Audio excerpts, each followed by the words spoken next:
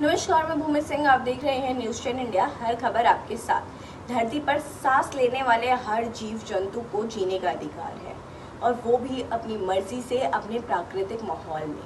ये सिर्फ एक माननीय सोच नहीं, बल्कि हमारे संविधान के अनुच्छेद 21 और 51A में दर्ज एक मूल सिद्धांत है।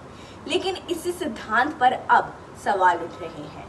वजह है सुप्रीम कोर्ट का ताजा आदेश, जिसमें कहा गया है कि सड़कों पर घूम रहे सभी आवारा कुत्तों को शेल्टर होम्स में रखा जाए।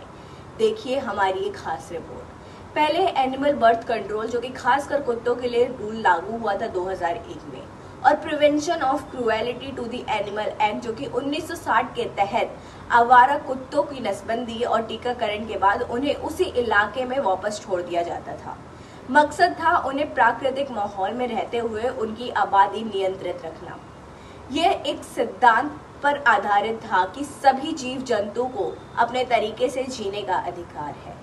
लेकिन अब 11 अगस्त 2025 को सुप्रीम कोर्ट के बेंच जस्टिस JB पार्डीवाल और R महादेवन ने आदेश दिया कि दिल्ली, गुरुग्राम, नोएडा और गाजियाबाद से 6 से 8 हफ्ते में सभी आवारा कुत्तों को हटाकर स्थायी रूप से शेल्टर होम्स में रखा जाए। अदालत का कहना है कि जन सुरक्षा किसी भी भावना से ऊपर है।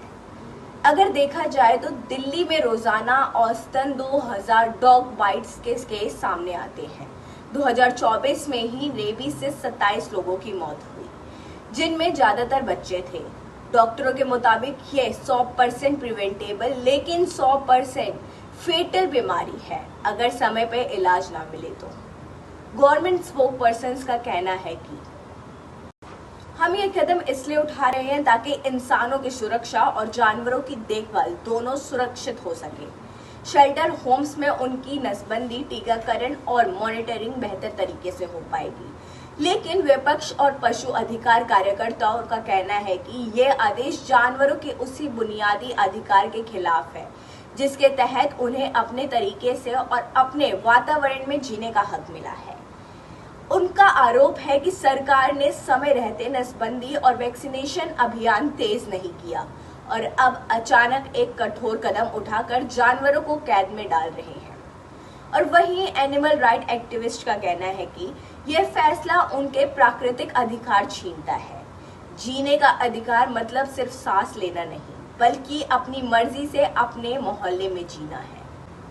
नए आदेश के मुताबिक पकड़े गए सभी कुत्तों की नसबंदी, टीकाकरण और मेडिकल जांच के बाद शेल्टर में रखा जाएगा। दावा है कि इन शेल्टर्स में 24 घंटे निगरानी, पर्याप्त खाना पीना और पशु चिकित्सक की सुविधाएं होंगी। विशेषज्ञों का कहना है कि दिल्ली NCR में 8 से 10 लाख स्ट्रे डॉग्स हैं। इतने बड़े पैमाने पर शेल्टर स्टाफ और फीडिंग जुटाना आसान नहीं होगा। सोशल मीडिया पर #SaveStreet और #RightToLive दोनों ट्रेंड कर रहा है। कई लोग इसे जन सुरक्षा के लिए जरूरी मानते हैं, तो कई इसे जानवरों की आजादी छीनने वाला कदम कहते हैं। जीने का अधिकार चाहे इंसान का हो या जानवर का, हमारे संविधान की आत्मा में शामिल है। लेकिन क्या ये अधिकार तब भी उतना ही मजबूत होगा जब इंसान की सुरक्षा और जानवर की स्वतंत्रता अपने आमने सामने खड़ी हो। दिल्ली NCR में शुरू होने वाला यह ऑपरेशन इस सवाल का जवाब आने में वक्त देगा। ऐसी खबरों के लिए बने रहिए न्यूज़ 10 इंडिया के साथ।